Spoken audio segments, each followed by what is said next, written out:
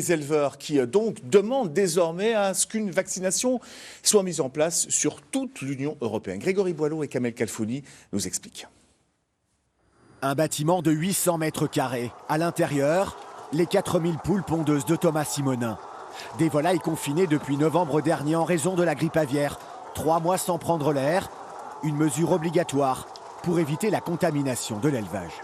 On commence à avoir l'habitude, mais c'est vrai que ça rajoute un stress supplémentaire parce qu'on sait que si ça tombe sur notre élevage, la DSV abat toutes les poules et financièrement pour s'en remettre, c'est compliqué, quoi. On essaye vraiment de suivre à la lettre les restrictions, les mesures d'hygiène, quoi, mais le risque zéro n'existe pas de toute façon.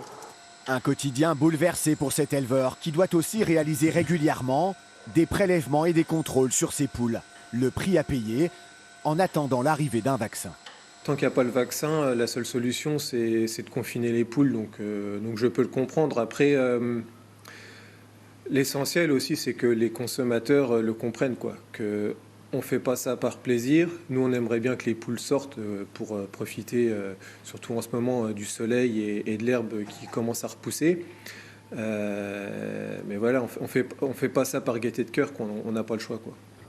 Des éleveurs épuisés par ces épisodes successifs de grippe aviaire. Une menace qui pourrait disparaître avec les vaccins, dont les premiers résultats sont encourageants.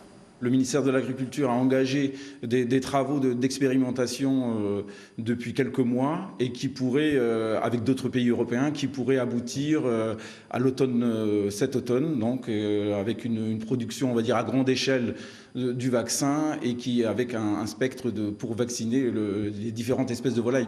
Une course au vaccin pour limiter le nombre d'élevages décimés. L'an passé, près de 20 millions d'oiseaux ont été abattus.